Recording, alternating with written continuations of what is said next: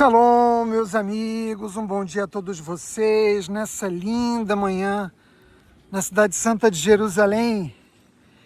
Eu me encontro aqui no bairro de Kiryat Shmuel, e depois de visitar o Instituto de Ciências e Humanidades aqui de Israel, resolvi dar uma parada aqui nesse jardim, no jardim de um dos hotéis, dos grandes hotéis de Jerusalém, para poder gravar para vocês a minha terceira mensagem acerca da causa noética.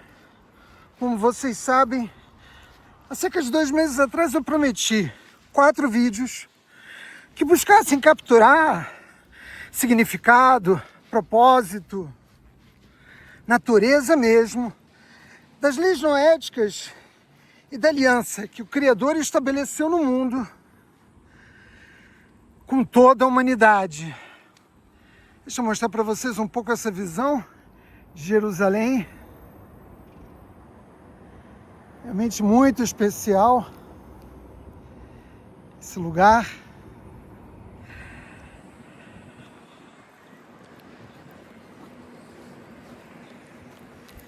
E eu quero começar essa reflexão fazendo uma pergunta que provavelmente muitos de vocês já fizeram, pelo menos todos aqueles que se autodenominam, que se autorreconhecem como noéticos. Será que existe um lugar na Torá para mim, mesmo que eu não realize uma conversão ao judaísmo? Na verdade, eu tenho procurado responder isso em todos os vídeos que faço. No primeiro vídeo eu fiz isso, no segundo e agora também. E eu quero começar essa reflexão dizendo para vocês, nós acabamos de atravessar 9 de Av, Tisha B'Av no calendário judaico, e eu devo dizer que Tisha B'Av é uma data importante também para os noéticos. Existem algumas datas no calendário judaico que não dizem respeito apenas ao povo judeu. Eu não tive a oportunidade de dizer isso antes, porque quando eu fiz o vídeo sobre a temática de Tisha B'Av, eu dei a ela uma natureza mais geral, mas agora eu quero me dirigir especificamente aos noéticos, para dizer que Tisha B'Av não promoveu, evidentemente, apenas uma ruptura da relação entre os filhos de Israel e Hashem. Na verdade, Tisha B'Av, eu me refiro naturalmente à destruição do primeiro e do segundo Beit HaMikdash, provocou uma perda da clareza espiritual no mundo. Porque o Beit HaMikdash era mais do que um edifício, do que um prédio, com a sua natureza material. Ele era nada menos do que a morada da presença divina. E sua perda causou, também uma perda da visão da unidade entre o céu e a terra, entre o divino e o humano. A Torá diz, e também nos revelam por meio de suas profecias, o profeta Yeshayahu, que o Beit HaMikdash era a casa de oração de todas as nações, ou pelo menos que ele viria a ser. Portanto, não foi apenas uma perda judaica, mas uma perda humana. Porque o Beit HaMikdash era o centro de gravidade espiritual do mundo. Ele era importante para o conjunto da humanidade, o lugar escolhido por Deus para que ali se habite o seu nome. Sua ausência, e os babilônicos e também romanos não compreenderam isso, que sua ausência acelerou, como nós que vivemos no século XXI, podemos perceber claramente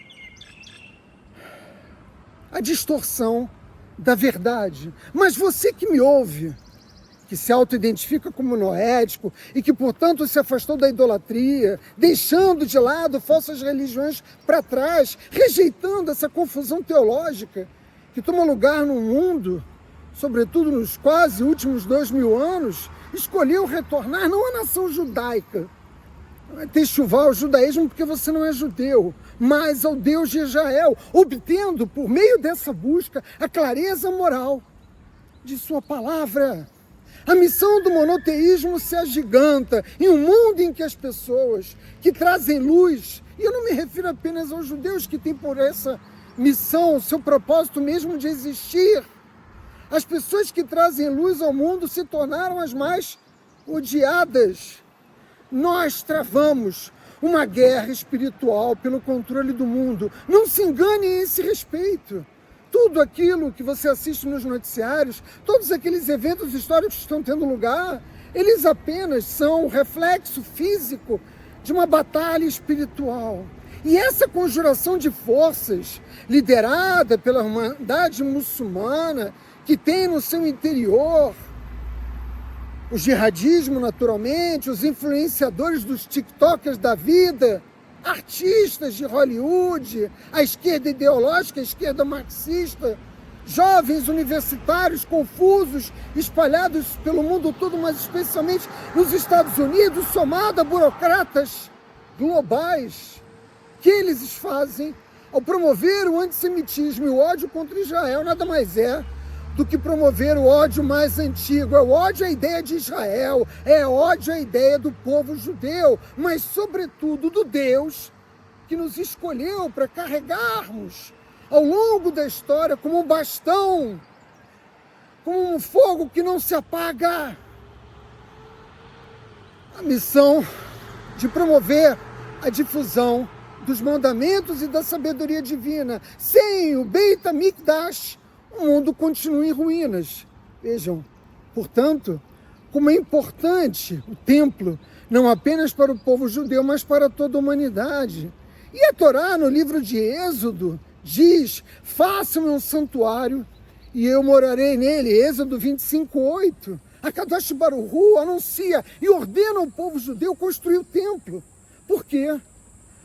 Porque uma pessoa temente a Deus, e eu me dirijo a cada um de vocês que me ouvem, leva adiante a visão da unidade de Deus na vida real, para pessoas reais, não como um construto teórico, não como uma filosofia, ou mesmo uma teologia, mas como uma experiência real, jamais uma fantasia religiosa. O movimento noético não é um movimento religioso, mas ele está sustentado pela mais antiga aliança que o Criador do Universo celebrou com o homem no mundo. Nos afastemos, é o que eu tenho a dizer para cada um de vocês que se autorreferencia nas leis noéticas. Se afaste de qualquer fantasia religiosa, porque não tarda o dia que as nações afluirão a Jerusalém. Essa também é uma profecia do profeta Isaías, quando o Beit HaMikdash for reconstruído.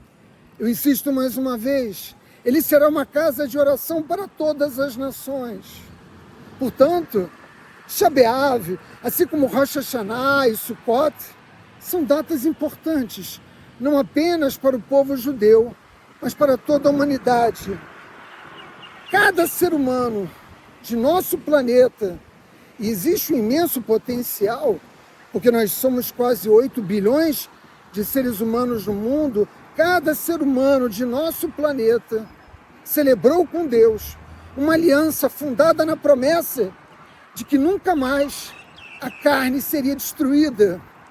Eu me dirijo diretamente a você que é noético. Façamos de conta que ao fundo, nesse lindo dia de sol intenso, existe um arco-íris. O arco-íris é o símbolo dessa aliança, o símbolo dado pelo próprio Deus como sinal dessa aliança entre ele e o conjunto dos povos deste mundo.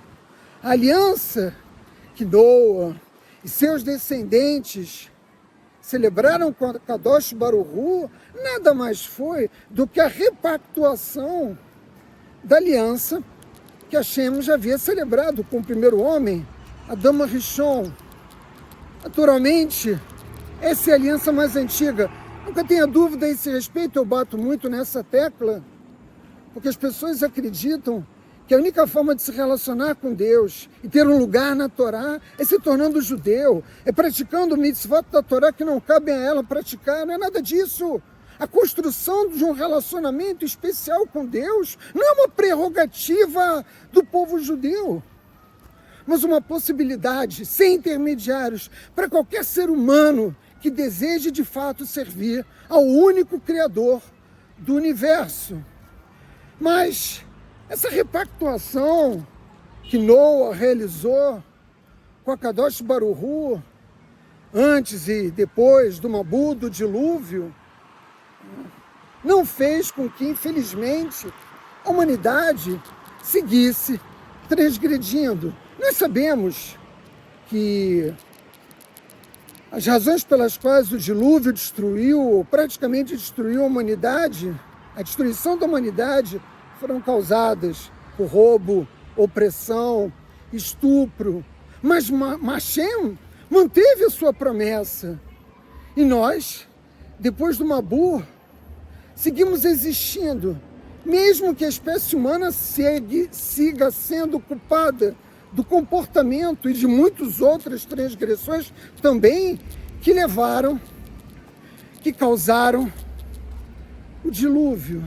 Entendam, e isso é importante para cada um que carrega na sua narrativa de existência pessoal essa aliança noética, que o conjunto das leis noéticas estavam contidas no mandamento que a Kadosh Baruch Hu deu a Adão Arishon, quando proibiu ele de comer do fruto da árvore do conhecimento do bem e do mal.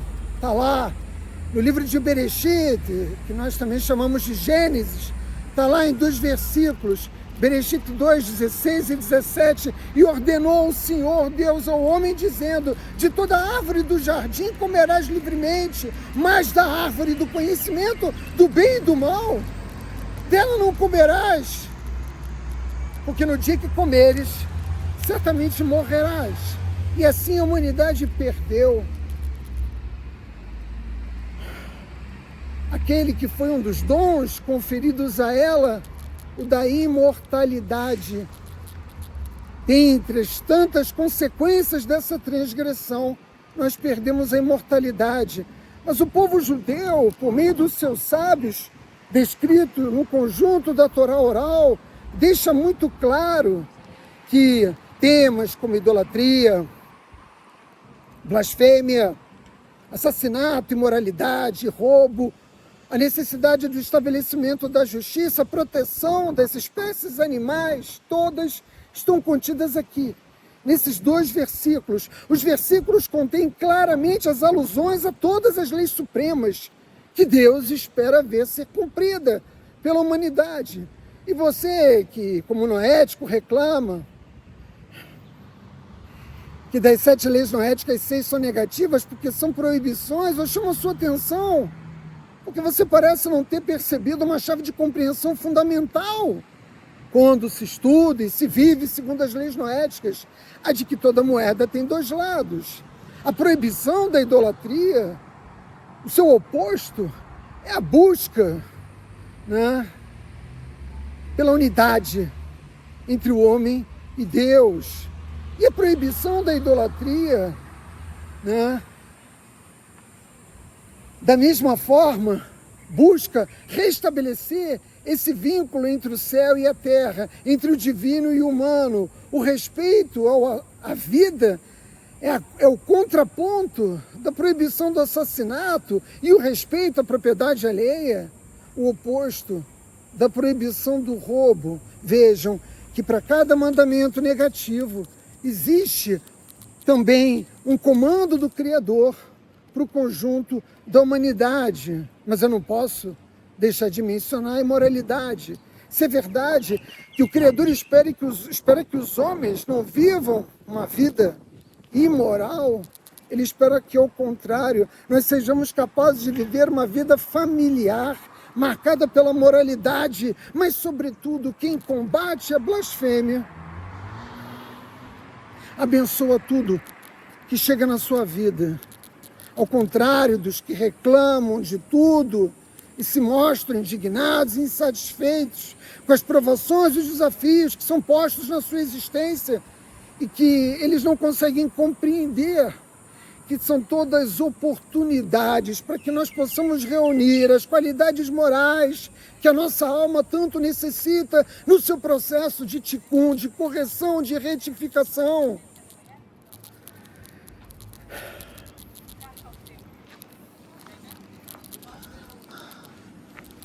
Dia também quente.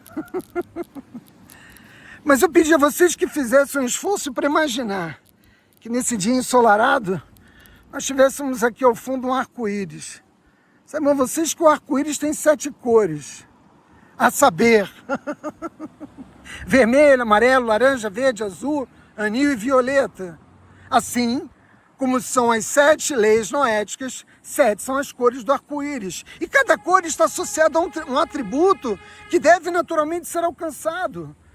Essas qualidades morais a que eu me referi há pouco, o amor, a bondade, a força, o discernimento, a coragem, a espiritualidade, o autocontrole. Ao mencioná-los, não é difícil pronunciar cada um deles, mas nós sabemos que muitas vezes uma vida não é suficiente para adquirir essas qualidades morais, mas o noético deve, assim como nós judeus, se esforçar para aprimorar ou para alcançar qualidades que ele não possui, porque, meus amigos, haverá um tempo em que cada uma de nossas almas deverá prestar contas do que andou fazendo no tempo em que esteve aqui, no Lamazé, no mundo físico. O arco-íris é um sinal. Hashem nos deu como um presente de que estamos fazendo algo errado e que deveríamos fazer naturalmente muito melhor. Se não fosse assim, a redenção já teria tido lugar e a era messiânica estaria em vigor.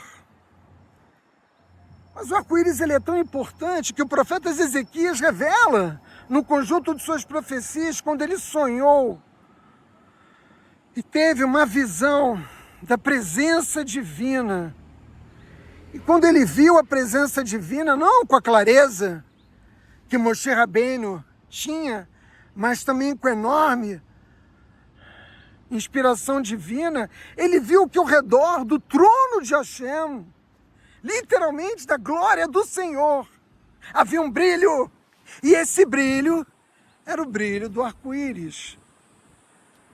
Então aprendam comigo, você que é noético, toda vez que você ver um arco-íris, além disso te esforçar a refletir sobre o que há de errado no mundo, para evitar decretos como esses, tão duros, que vitimaram tantos na Venezuela, e que deixam um rastro de destruição pelo mundo.